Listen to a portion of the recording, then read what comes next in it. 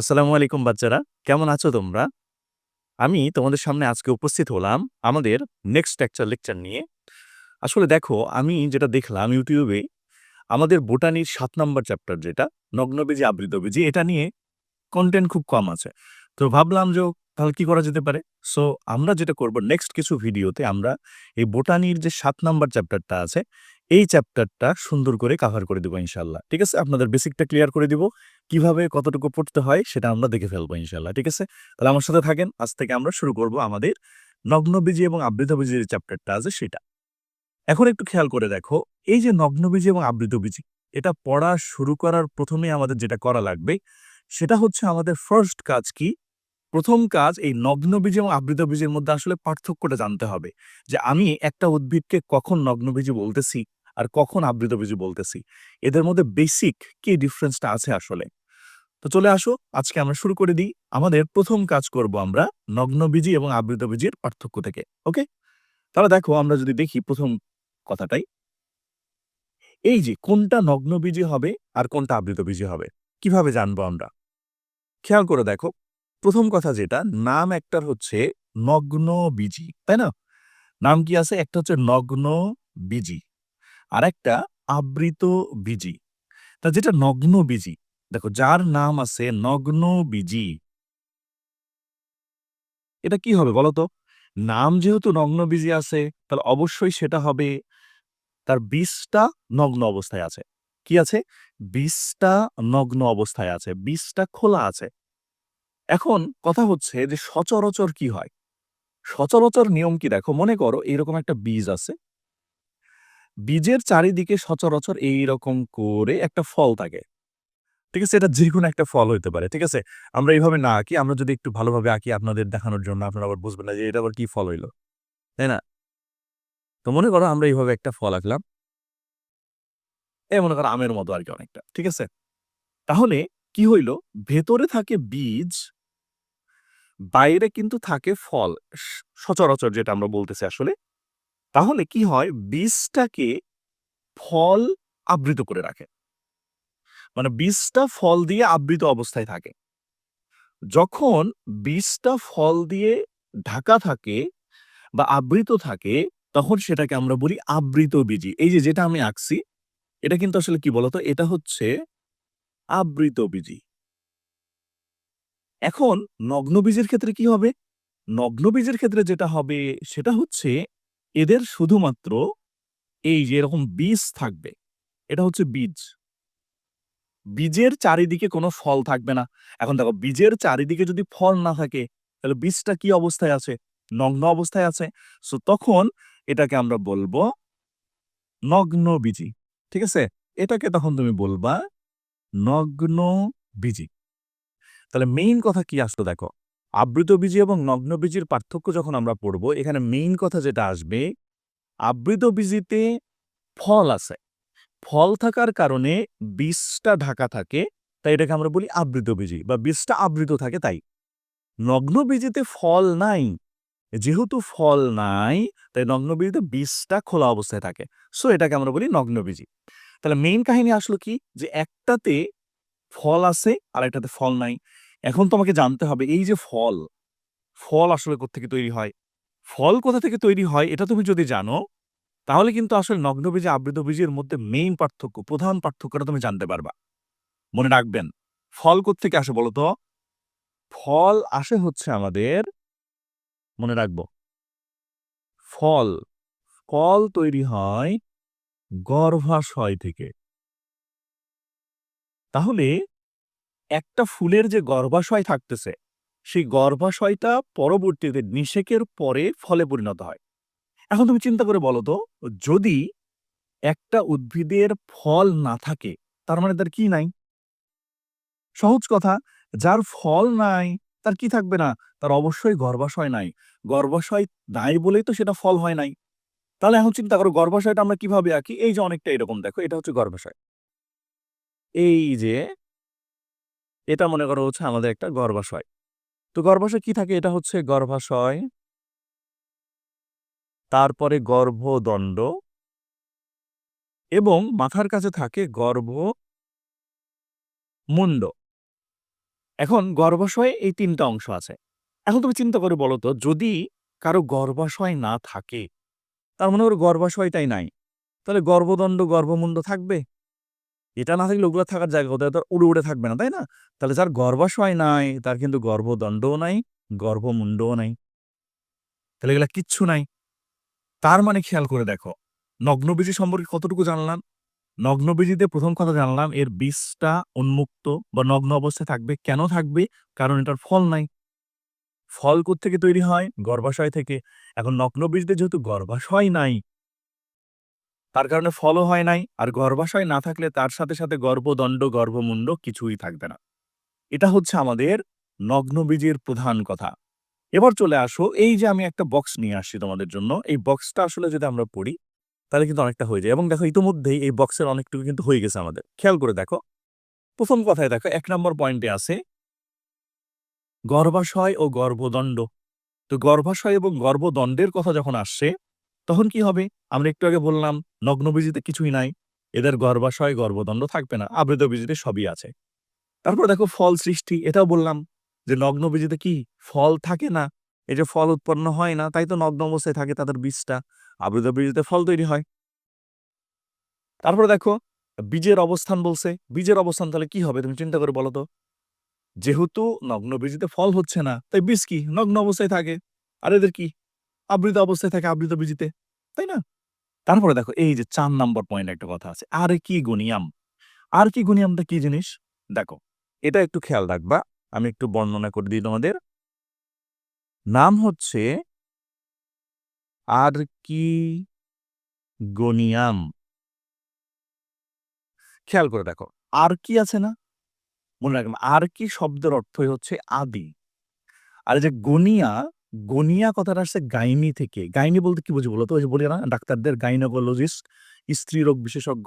Gynae বলতে আসলে আমরা কোন একটা উদ্ভিদের স্ত্রী অংশকে বোঝাই। তাহলে আরকি মানে আদি, গনিয়াম হচ্ছে স্ত্রী জননাঙ্গ। তাহলে আরকিগোনিয়াম মানে আমি বলতে পারি আদি স্ত্রী জননাঙ্গ। আদি স্ত্রী জননাঙ্গ। আসলে দেখো তুমি যখন পড়বা, যদি মাথা খাটাও একটু বুঝবা, আর্কিগোনিয়ামটা কিন্তু তুমি যখন ব্রায়োফাইটা, টেরিডোফাইটা পড়বা, সেই ক্ষেত্রে দেখবা ওদের স্ত্রী জননাঙ্গকে কিন্তু বলা হয় আর্কিগোনিয়াম। এই যে দেখো আর্কিগোনিয়াম কি ব্রায়োফাইটা, টেরিডোফাইটার মধ্যে আছে। ওরা কিন্তু একটু অনুন্নত। আর অনুন্নতর স্ত্রী জননাঙ্গ যেহেতু এটা, তার কারণে কিন্তু এটাকে আর্কিগোনিয়াম বা আদি স্ত্রী জননাঙ্গ বলতেছে। আদি মানে কি? অনুন্নত। তাহলে তুমি একটু চিন্তা করে বলো। নগ্নবীজি আর আবৃতবীজ যখন পড়তে যাচ্ছি, তখন আর্কিগোনিয়াম কার থাকতে পারে? এই ২ টার মধ্যে কে একটু অনুন্নত? কে অনুন্নত? অবশ্যই নগ্নবীজি অনুন্নত। তাই খেয়াল করে দেখো আর্কিগোনিয়াম কাদের থাকে বলো তো? এই দেখো। নগ্নবীজিতে আর্কিগোনিয়াম আছে, আবৃতবীজিতে কিন্তু আর্কিগোনিয়াম নাই। কেন? কারণ আর্কিগোনিয়াম জিনিসটাই কি? আদি জননাঙ্গ। তো আদি জিনিস তো আর উন্নত জিনিসে থাকবে না, তাই না? আবৃতবীজি সবচেয়ে উন্নত। উদ্ভিদ কুলের মধ্যে সবচেয়ে উন্নত হচ্ছে আবৃতবীজি। সো আবৃতবীজিতে অবশ্যই আর্কিগোনিয়াম থাকবে না। নগ্নবীজি যেহেতু একটু অনুন্নত, তাই নগ্নবীজিতে এটা থাকবে। ইজি, তাই না? এবার চলে আসো এরপরে পরাগায়ন। পরাগায়ন কি হবে? পরাগায়নটা এদের ক্ষেত্রে যেটা নগ্নবীজের ক্ষেত্রে সরাসরি ডিম্বক রন্ধ্রে পতিত হয়।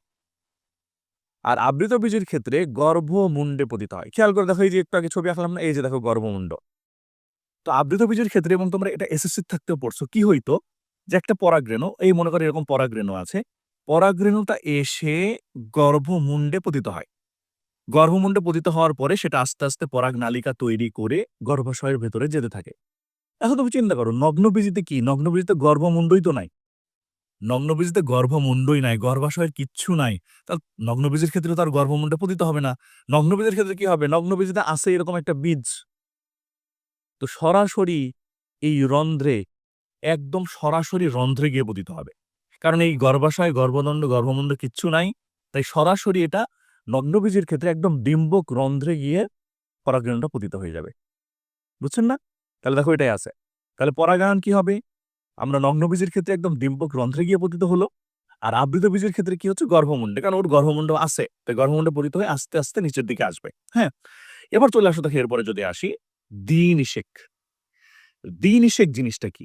আসলে দেখো চিন্তা করে, তোমরা দ্বিনিষেক এসএসসিতে থাকতে যে জিনিসটা পড়েছিলা না? এসএসসিতে যে জিনিসটা পড়ছো সেটা কিন্তু তোমরা আসলে দ্বিনিষেকে করছো। দেখো আমি তোমাদের একটু দ্বি-নিষেকটা বুঝাই দিই। দ্বি-নিষেকটা কেমন জিনিস ছিল? এই যে দেখো এরকম অনেকটা। এই যে মনে করো এইরকম একটা জিনিস ছিল। চিন্তা করে দেখো যে এইরকম একটা ভ্রূণথলি ছিল। সে ভ্রূণথলিতে এই পাশে ছিল ৩ টা কোষ, এই পাশে ছিল ৩ টা নিউক্লিয়াস, মাঝখানে ছিল ২ টা নিউক্লিয়াস।